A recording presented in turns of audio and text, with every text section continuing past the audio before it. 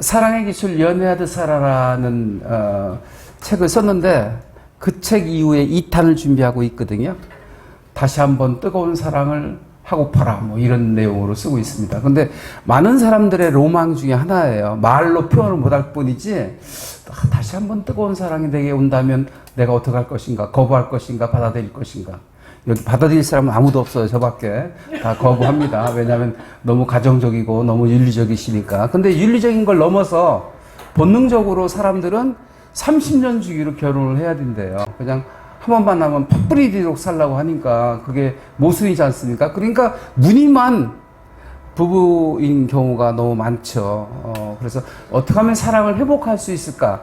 다시 재결합하는 뜨거운 사랑도 있지만 다시 함께하고 있는 사람과 더 뜨겁게 사랑을 나누려고 하면 연애하듯 살아야 돼요. 여러분 연애할 때는 어떻게 서로 교제하셨나요? 사랑에는 트라이앵글 3가지가 있습니다. 정신적, 육체적, 오락적. 정신적인 건 이제 서로 사상, 윤리 이런 이념이 교류가 돼야 되는 거죠. 그래서 코드가 맞아야 돼요.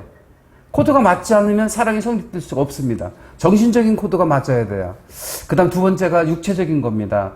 육체적으로 결합이라고 표현하기까지는 그렇지만 육체적인 접촉이 필요하죠. 여성들은 정신적인 것만으로 사랑을 만들어갈 수 있는데 남자는 그것만 부족하죠. 네, 좀 도문적인 끼가 발동이 됩니다. 육체적으로 접근하고 싶은 거죠. 그 다음에 3번째가 네, 오락적인 것입니다. 여러분들하고 저하고의 친밀감은 오락적 친밀감. 배운다는 즐거움. 그죠? 함께 뭔가를 맛있게 먹는다는 즐거움. 여행을 한다는 즐거움. 이게 다 오락적 친밀감입니다. 자, 그래서 그 3가지 트라이앵글을 우리가 지속하기 위해서는 연애하듯 살아야 되는데 연애하듯 사는 방법은 3가지가 있습니다. 첫 번째가 네, 자기 개방입니다. 나를 열어놔야 돼요. 조금씩 열어놔야 돼요. 여러분 상상해 보세요. 기억해 보세요. 옛날에 연애할 때는 어떻게 했죠? 원하는 게 뭔데? 뭐 먹고 싶은데? 뭐 할까? 그랬어요. 그죠? 그런데 어느 결혼하고 나면 이런 말이 있죠.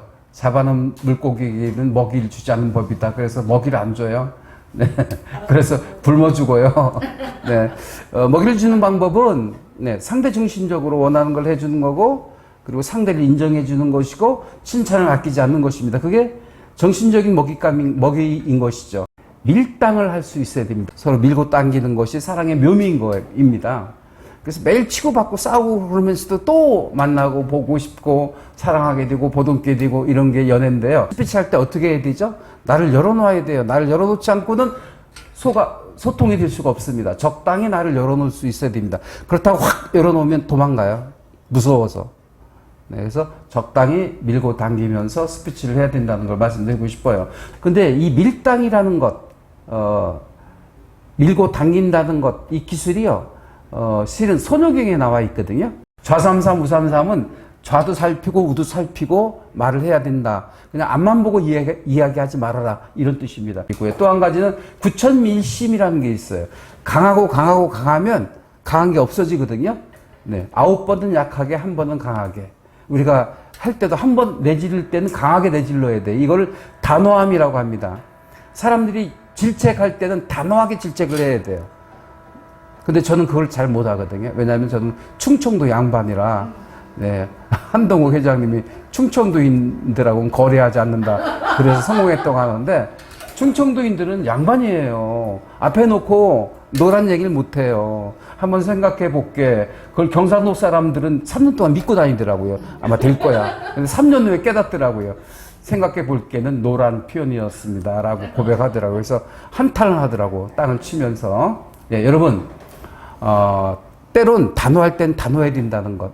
자기가 의사를 표할 때는 단호하게 의사를 표해야 되고, 지난 2기 때 갑자기 졸업여행이 무산될 듯 했는데, 회장님이 한 분 계셨어요. 아주 출중한 회장님이 계셨습니다. 단호하게 계획대로 하겠습니다. 그래가지고 2기 때 대천 가서 정말 아름다운 여행을 했거든요. 그래서 제가 기대하는 게 울릉도는 거기 못지않게 더 멋있는 여행이 될 것이다. 왜냐하면 계획대로 해 나갈 것이기 때문에 기대를 하고 있습니다.